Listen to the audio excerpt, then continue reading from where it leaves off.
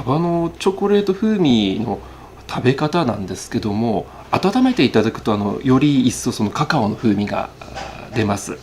あと、お客様から教えてもらう時が多いんですけども、サバ缶サバチョコを使った無水カレーを作るですとか、今岩手県ですと、道の駅ですとか、東京ですと岩手の特産品を扱っております岩手銀河プラザというところで販売しております。こ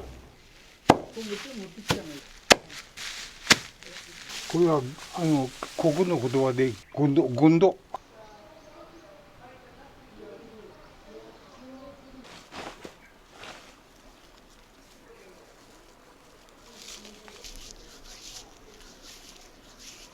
そしてこすりをかけます。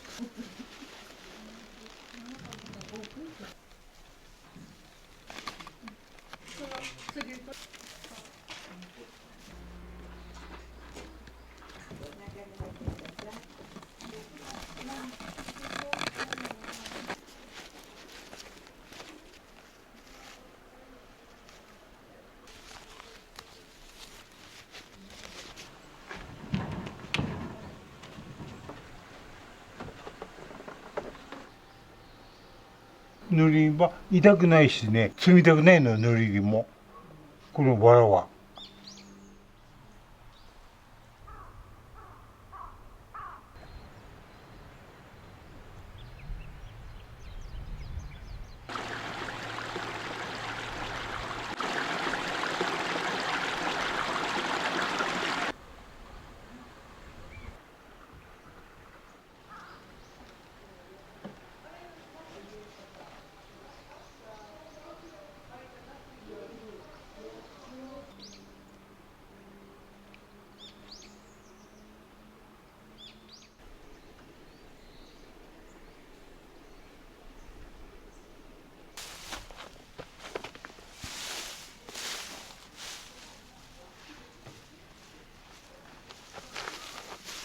これはここの言葉でゴンドゴンドって言います。ゴンドを取ります。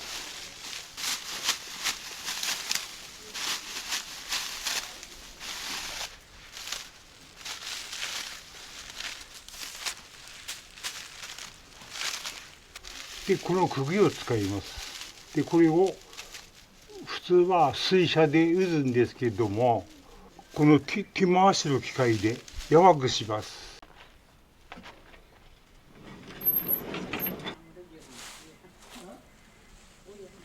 はい、お願いしま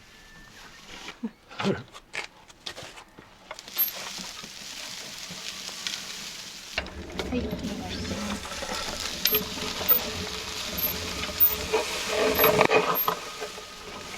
このまま置くと2回。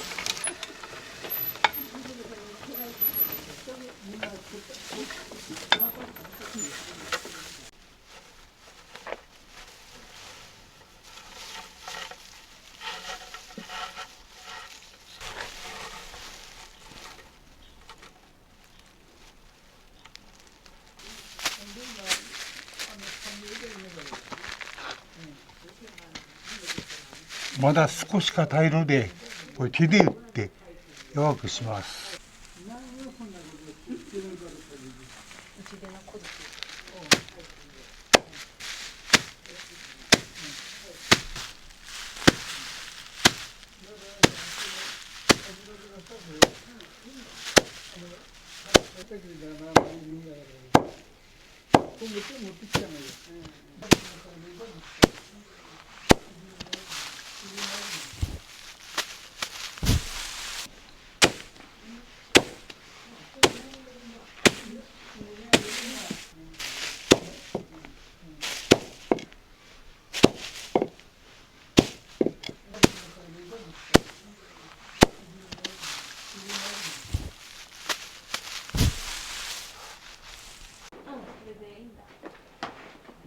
一人だけだから。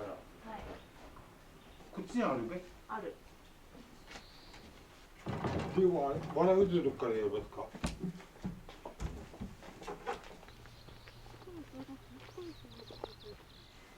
この道具の名前。わからないないですよね。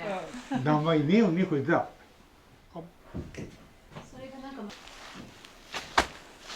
一番初めにこの旬になる縄を縫います。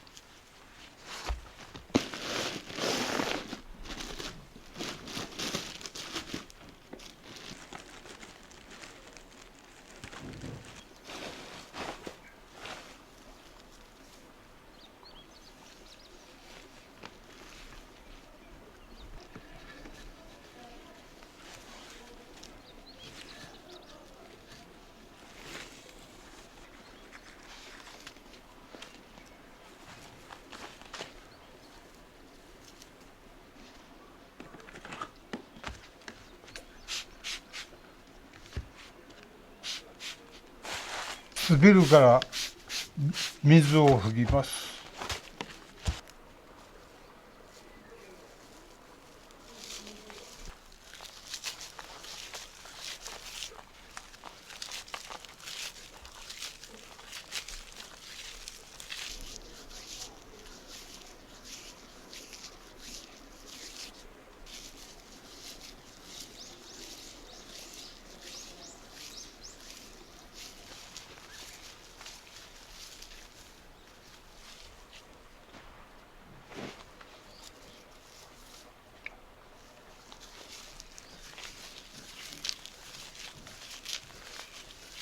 縄は滑りを予防するために凸凹をなくする。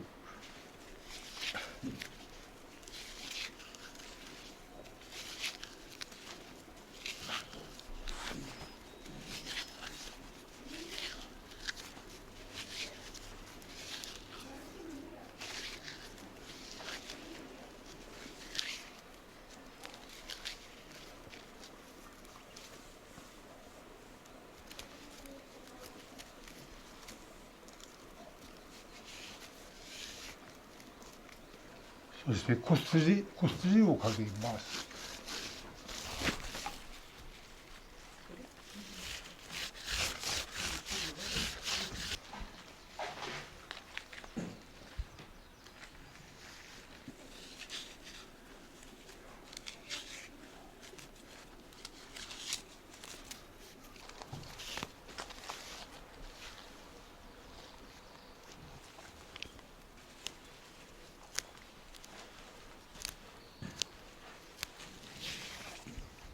こういうふうに滑りやすい状態にして作ります。10センチ取って下からかけて内側をくぐしてでこれを前に向けてこう巻いて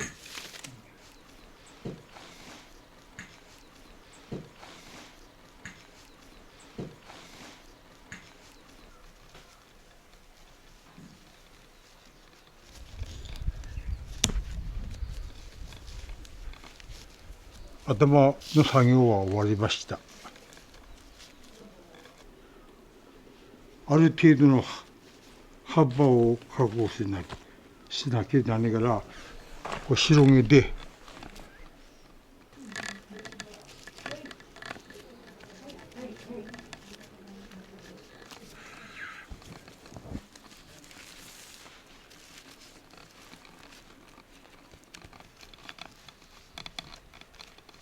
一回にきちんとこう締めてかっこつけていくの。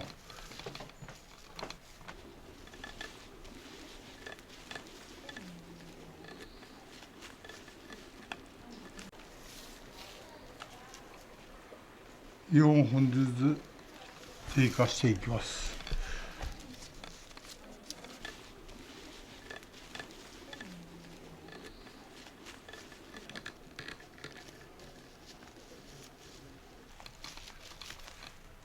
で左手でやる。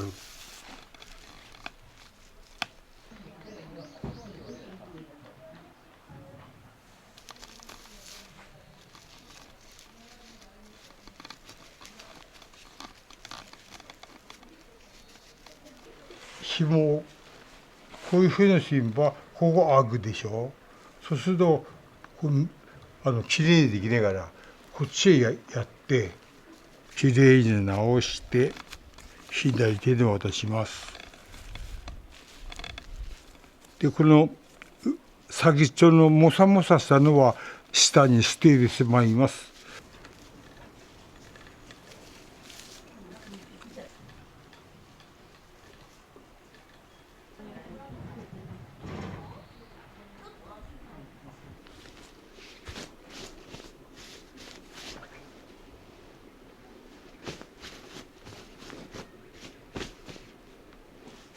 よいしょ。顔が死ぬんなったのって。キノコばかりじゃなくに、その金木も使われなかったんだ。どっちが美味しいってあるんですか。ナンバーハは辛いの。辛い。辛いの。バリは美味しいよね。だからもうだったんだ。禁止されるものいっぱいあります。僕も厳しかったっけど。自分で作ったとこは絶対飲むにやったの。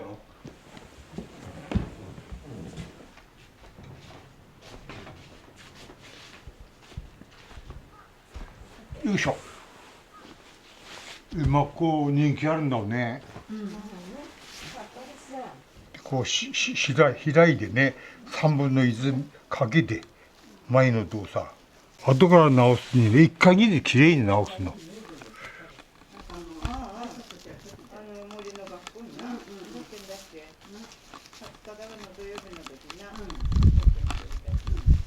い、こんにちは。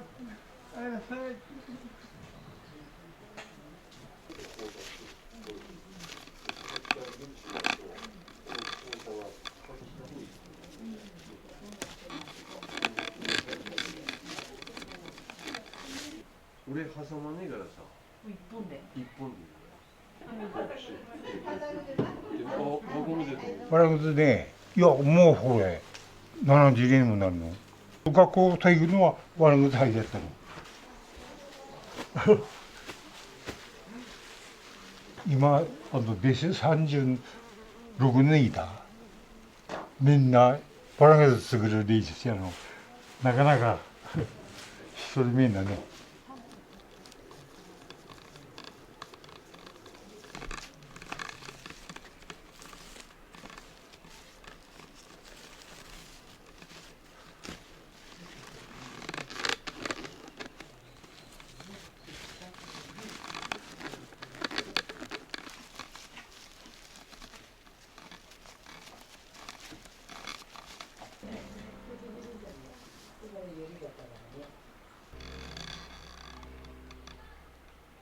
12センチになったらば巣をつけます。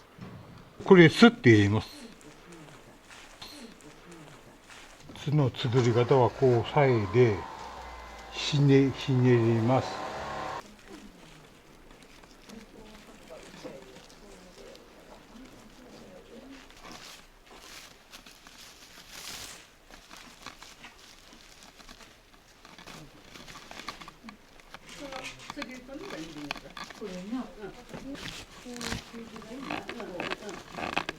はい、これで2つ完成します。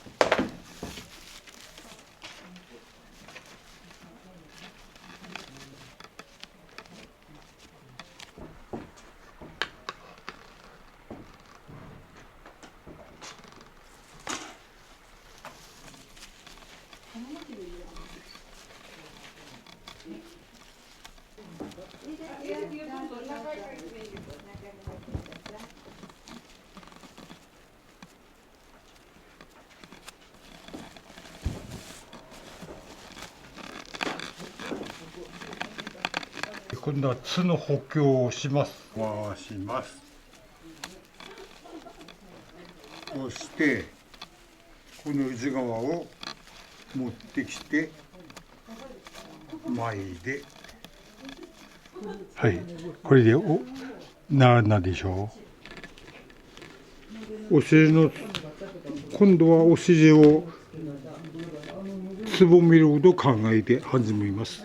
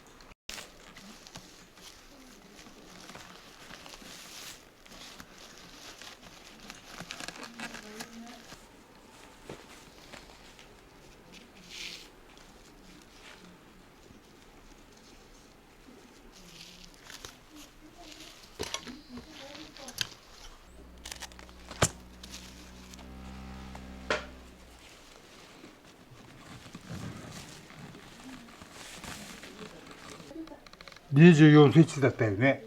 24センチのお尻もこれで完成です。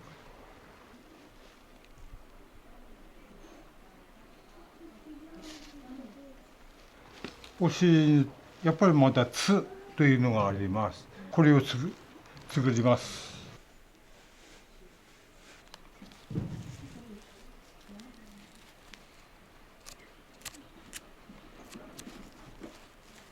これが技術いるね。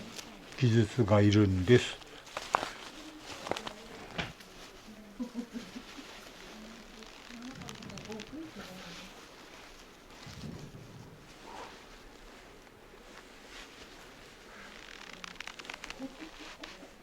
これね、やっぱりこっちだね。はい、ちょっと待ってね。外側の長い方を内側にくぐします。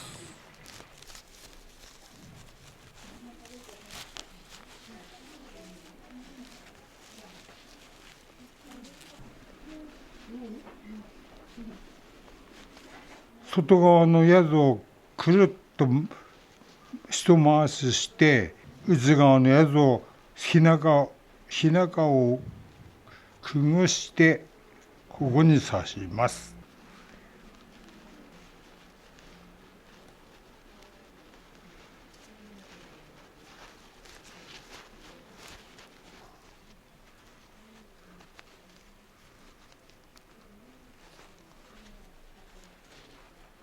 こうするの。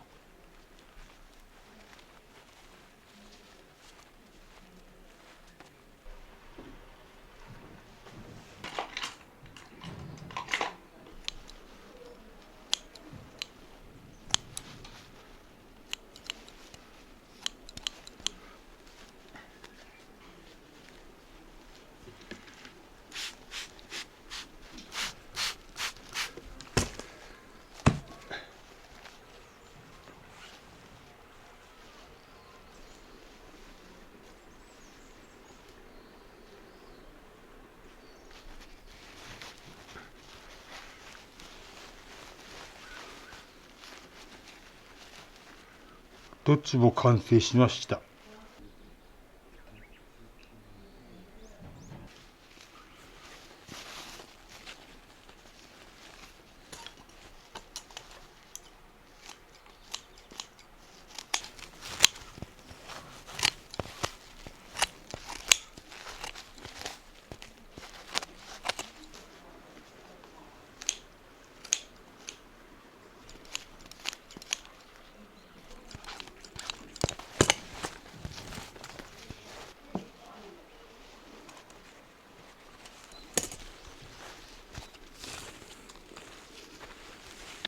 ここをくぐしてね。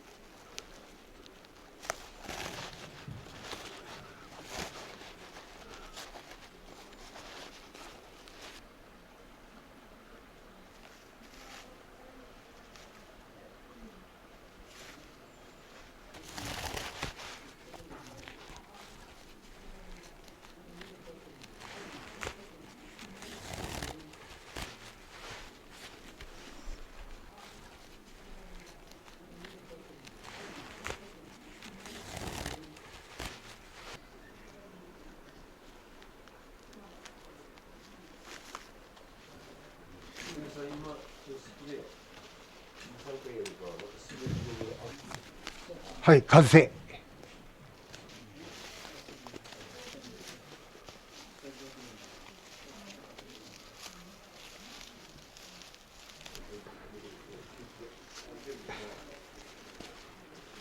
はい、これあげます。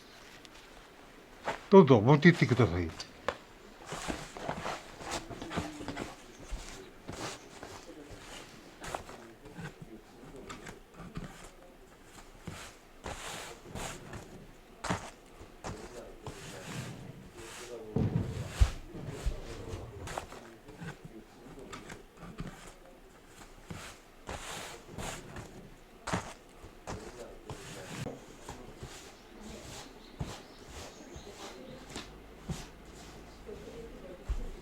昭和18年、7年までか、台湾でやったのよ。戦争が激しくなって、岩手に帰れなくながらって、昭和17年でね、19年で帰ってきたの。そしたら、潜水艦の客船が狙わいでね、で、駆逐艦が護衛室でやったから、追い回して、助かって。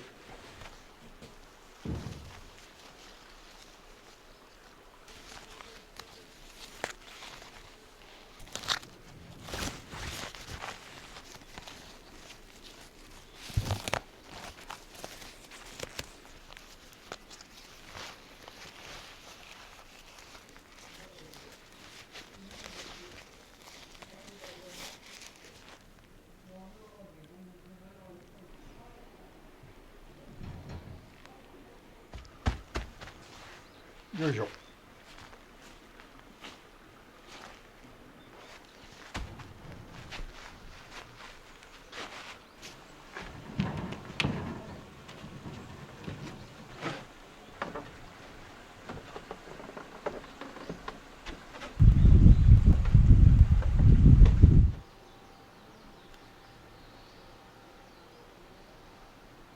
乳業やって乳業100トンやってたの震災で草が放射能汚染災で草なくなったわけ。それからわら製品作るの始めたの。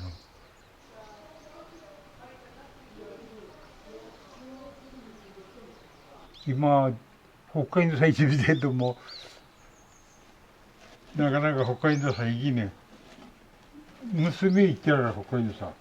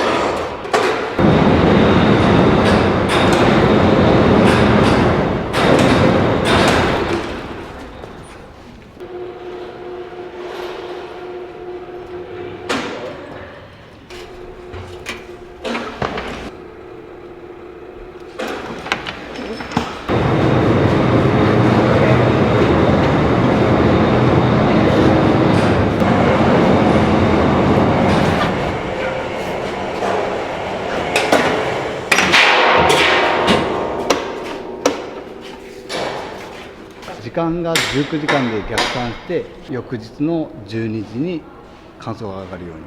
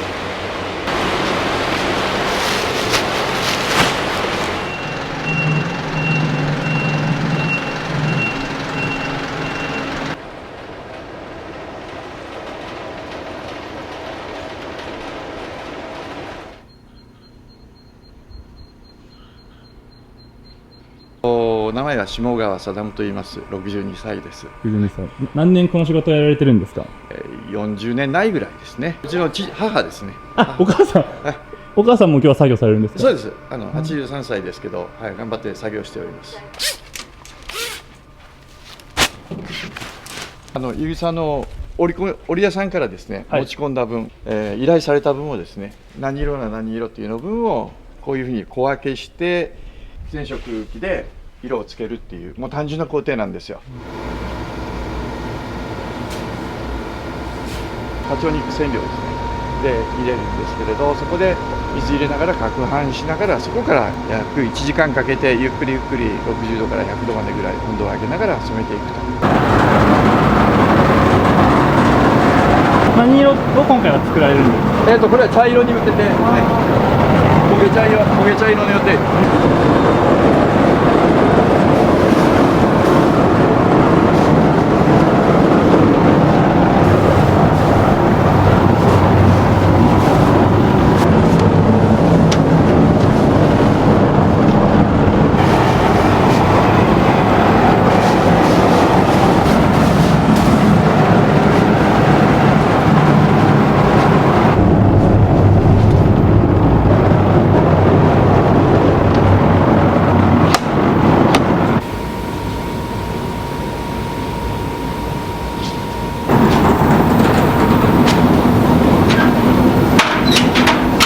それ何になるんですか。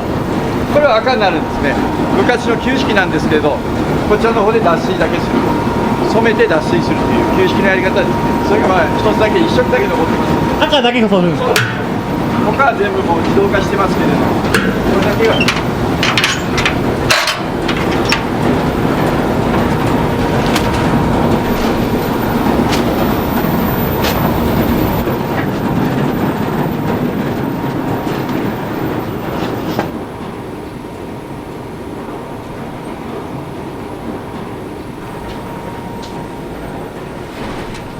どういうふうに管理してるんですか。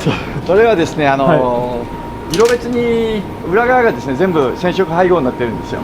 濃い赤茶とか、ここに人の名前が書いてあるんですけど、こういうふうな感じでですね、人の名前と大体この糸の名前は配合はこれくらい、カチョニック染料のその配合の名前、フジネズミっていう。フジネズミ。その織本さんからの依頼なんで、織本さんの表現される色を大体理解して、その人その人の言い方でですね、色を判断するという形ですね。これをネズミ色って言われる方もいらっしゃるし、藤色系のネズミとかですね、別ないろんな表現で、色見本のなんとかって書いてあるからって言ってもそういうことで通用しないんですね。逆に野菜に例えられる方もいらっしゃるし、意思疎通がきちんとできとけばそれで共通。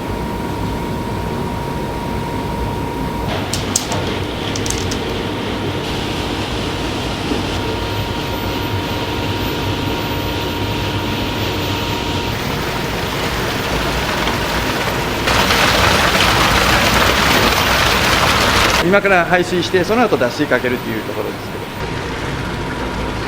自動でもそのまま脱水になります。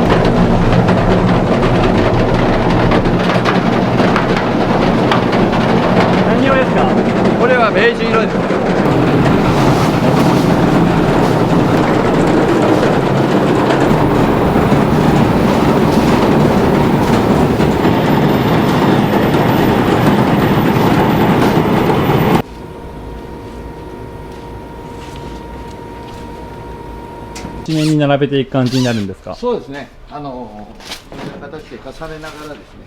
一旦温度が少し下がると色が付着しないんですね。少し温度が下がるだけでもう連続して上から重ねても大丈夫です。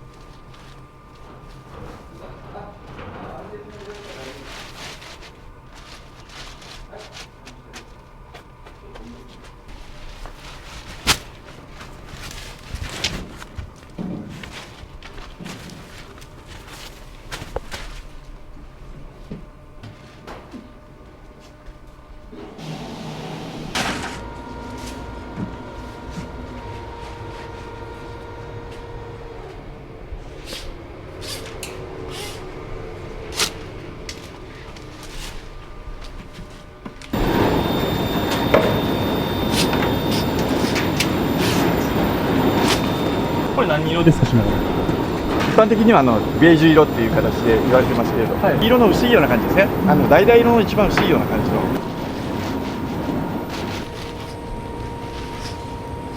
1時間濃い色はですね50分ぐらいで上がるんですけれど、淡い色はやっぱり一度に色がついてしまいますので、少しずつ温度を上げていって色ムラを少なくするということで約1時間ですね。ある程度この辺りまでですかね、大体300キロ超えたぐらいの量になるんですけれど、でそれから今度は夜ずっと一晩朝までですね14時間から15時間かけて少しずつ温度を上げながらですね乾燥していくということで上げていかないと折れてしまうんですよね。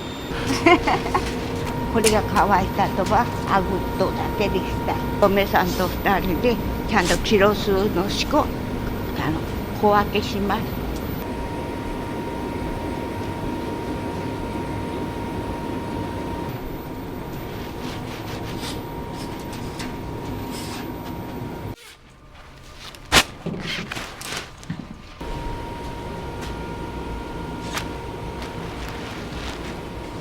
赤も綺麗かですもんね。綺麗かですね。そうですね、朱色系の赤ですね、これは。赤もやっぱいろいろあります、相当ありますね。素朴な感じ、この草の素材の風合いを生かした形での色をつけていくか、絵柄にしたりしてそういう商品作りするかというのは非常に難しいと思うんですけど、泥がついてるのが多分分かると思うんですよ。これがいぐさのですね特徴で、白っぽくなってると思うんですよ。それいぐさの泥がついてるんですね。また染める上でもですね、この泥っていうのが非常に役に立っていて、一旦染料っていうのが泥につくんですよね。いぐさに直接ついてないんです。まずは泥について、で泥についた染料がいぐさにじわじわ染み込んで染色すると。泥がなかったらどこにつこうかって染料が考えて外側のネットにつくんですね。でネットからいぐさの方についていくんで、非常に外側だけ色がついて中にはなかなか色がつきにくいとかいう色ムラの問題が生じてくる。それを解消するためにもこの泥っていうのが非常に役に立っていて、厄介なようだけどそれぞれについて役に立っているところもあると。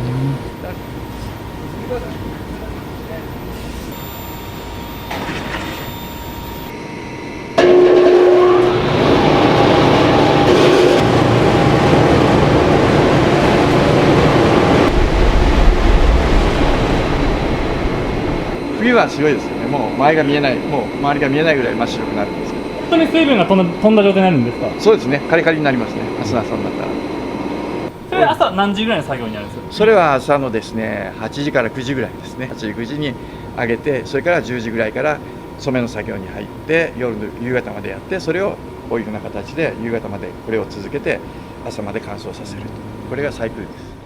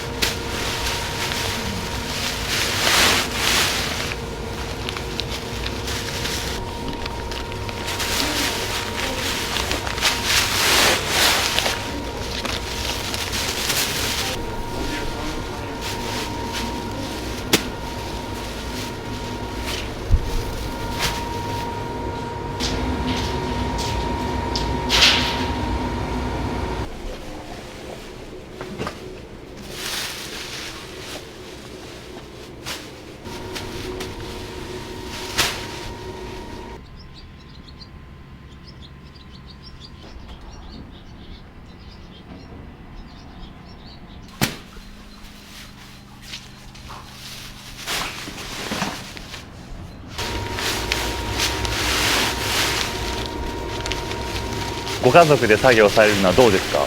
よかですよ。やっぱみんなでした方が早かでしょうが。で、一人じゃされんもんね。みんなで精進でできてちょっとばって。仲良して仕事するかはなかない。家族で仲良くやる秘訣はありますか？仲良くやっぱせやんね。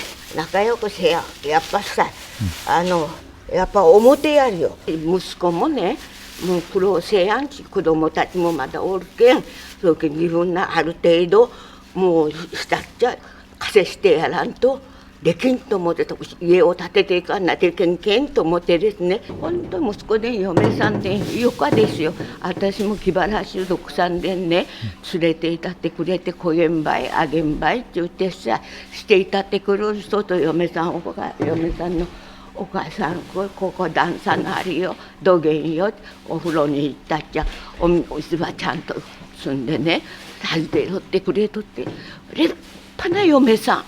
こんなことで孫は孫でばあちゃんいいね大丈夫ねって言ってくれよ枕元さん。こんなことでそのやつがさもうほんとに何ち言われんごつ嬉しか。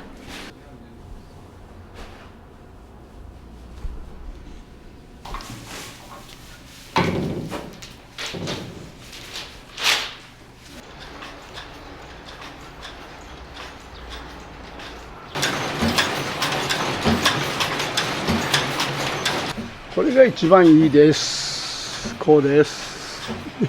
こうです。社長おいくつですか80歳です。お名前聞いてもいいですか？島添佐藤です。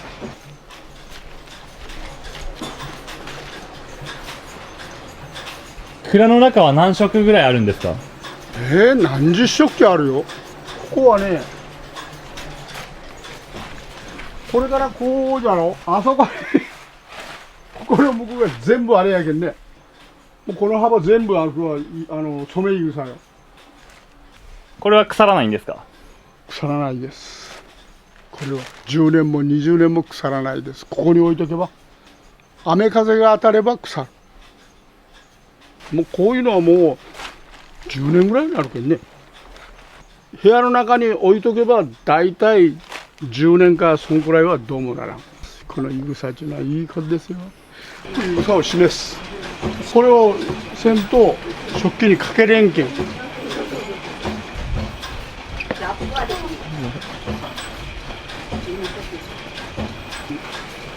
泥地あれがね。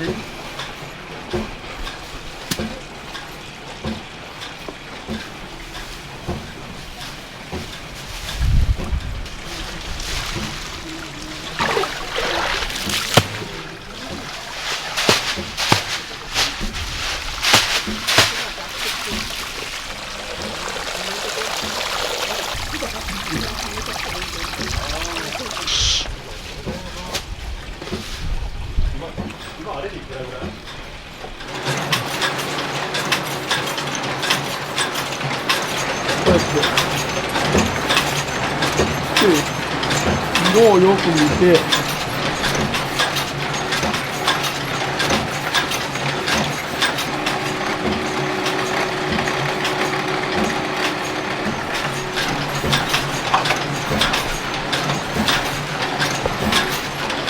これを切る。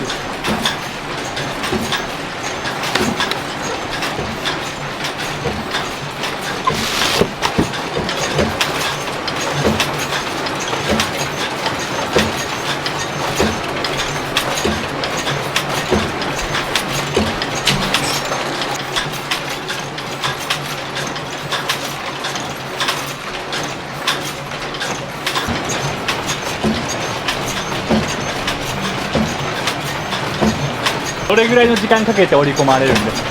一畳できるとはね、大体ね50分ぐらいかかるよ。これの厚いやつなら1時間ぐらいかかる。どういうところ見ながら作業とかするんですか？どんなこれを1本ずつよく取っていくように。これはもうコンピューターやけんどうも一線でいいたい。こっちのやつはノーマルやろ。はい。こういうやつは針に今止まっとろ。止まってる時はこれを回してこう余分な戦が그냥入ろうこれ抜かないじゃないですか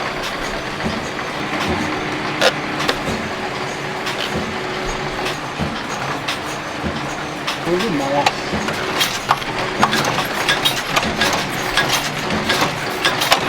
穴でこれ読み取ってるんですか？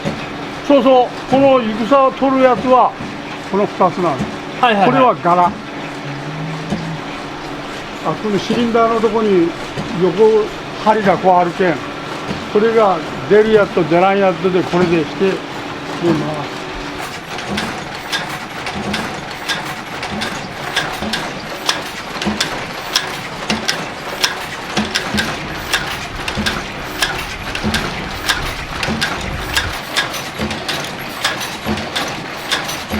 コンピューター制御で今度フロッピを読み込ませて電子制御やけんからもう俺たちはもう分からんね、これやけんこれフロッピーよ向こうのやつは USB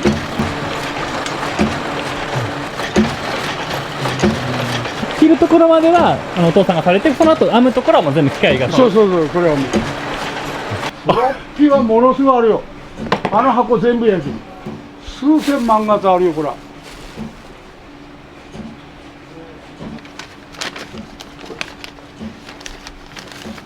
昔はこうやって拭きよったやつよねきれいにして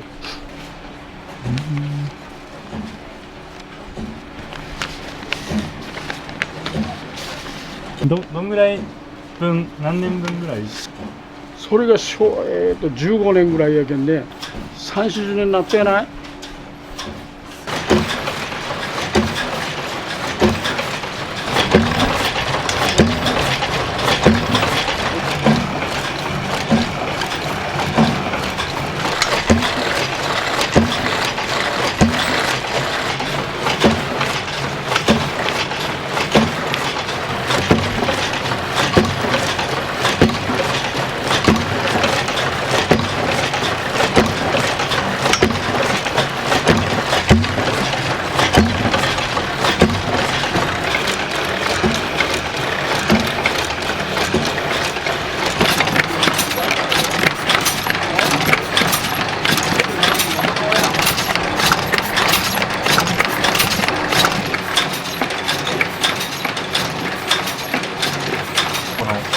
これはいいやつよ少々値段が高くてもいいやつを作った方がいいよ長持ちするもんコストは高くったいねいいやつを使うとそれけどやっぱね物いいやつを作ったらよかやんね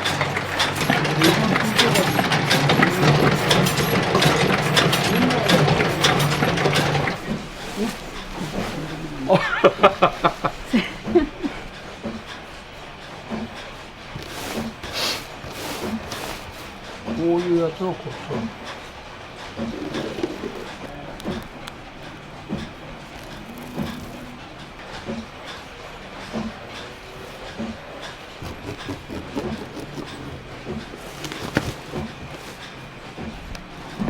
ういかに見上げ切るかやねこうやんと。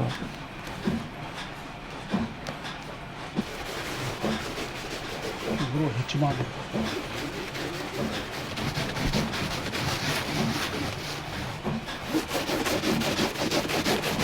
れは仕上げです。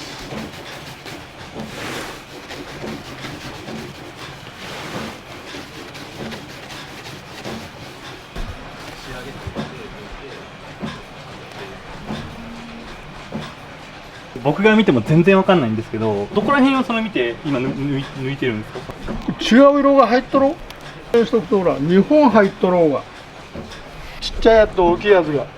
でこのちっちゃいやつを抜くたい。これが仕上げの作業になるんですか？そうです。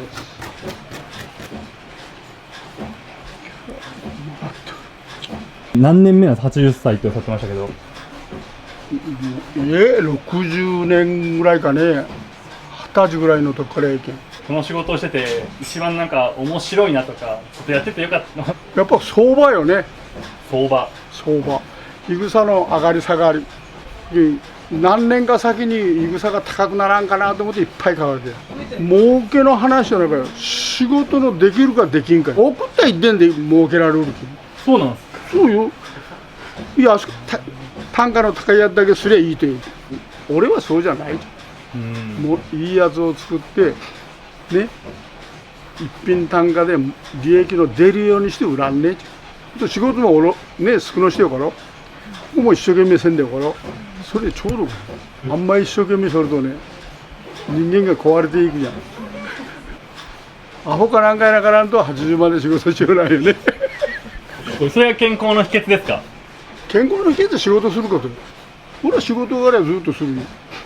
面白いねこの仕事は。やっぱそこよ。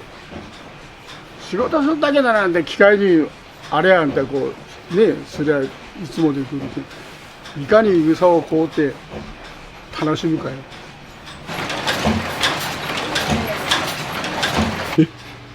レクサス買わんねいいよ。ずれんブレんよこう。運転してですか？ならないですか？ならんない。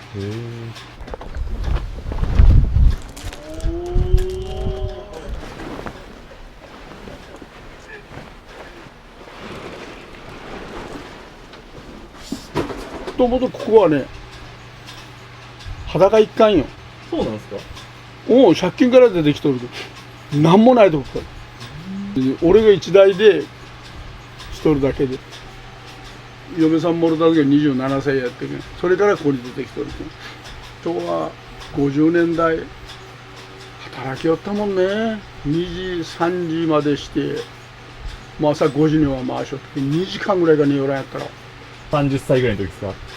そうそう30代40代はねここで寝よったもんね。冬なんかは薬器いっぱい来とってそのまま嫁さんがしよって2時間ばっかりしたら起こしてくれちゃって顔交代でやっぱ働くってのが一番いいかよ。暇が一番悪か。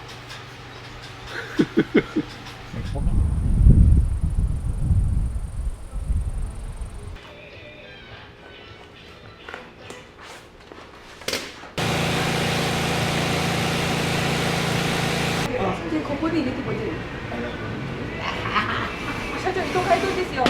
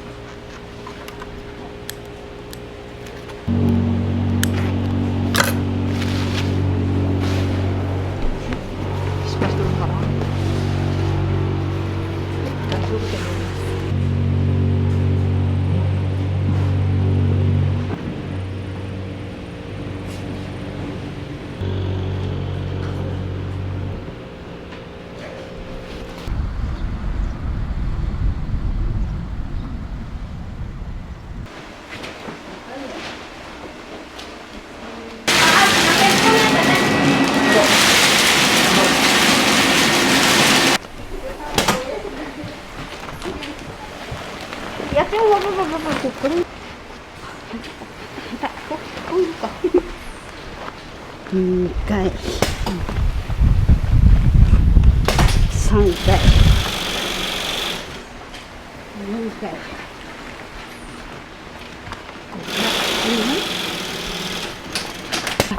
6回どんくらい加減ね測れてみて。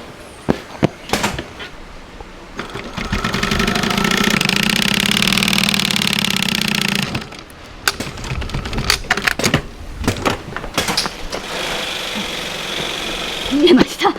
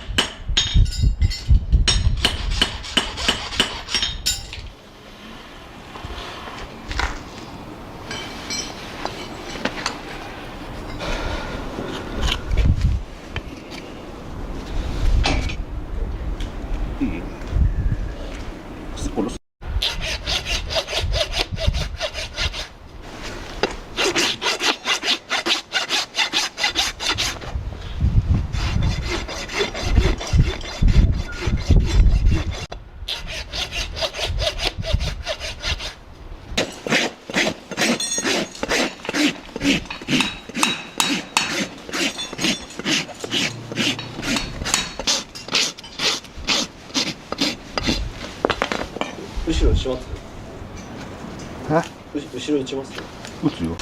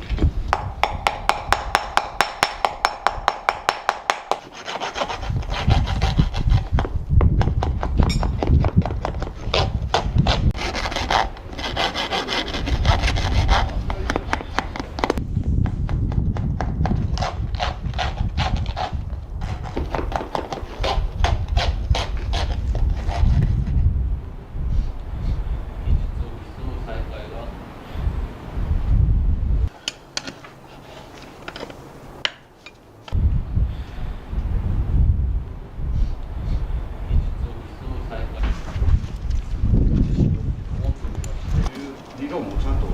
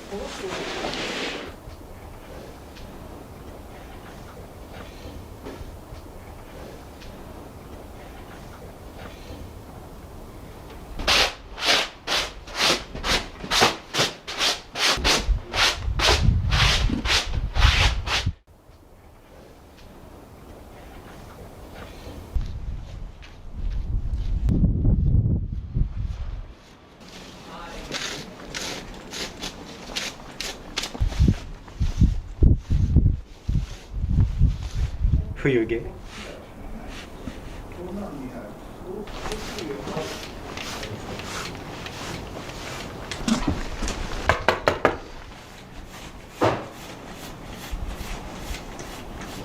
タオルで軽く拭いて終わります。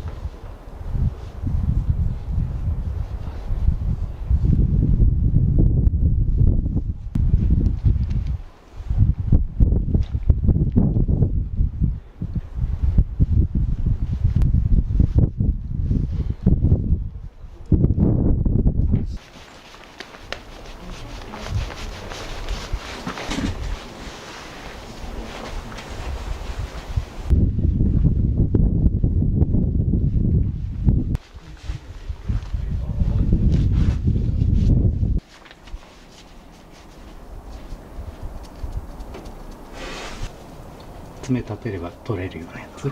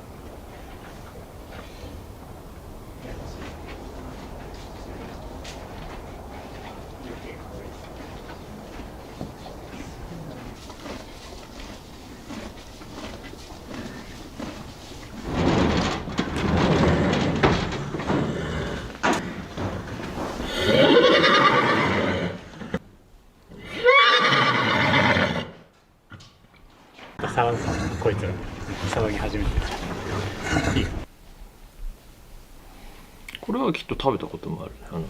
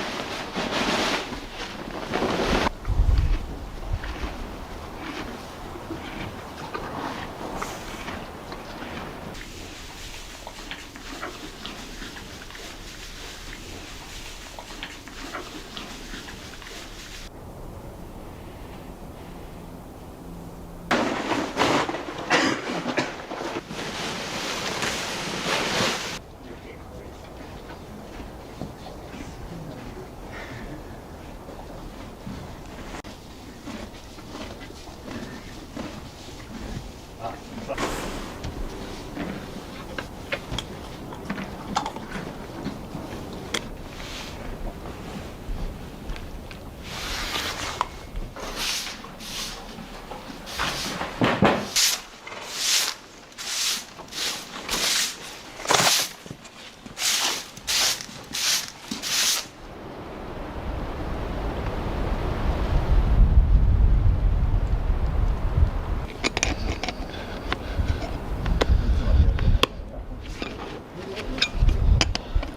当に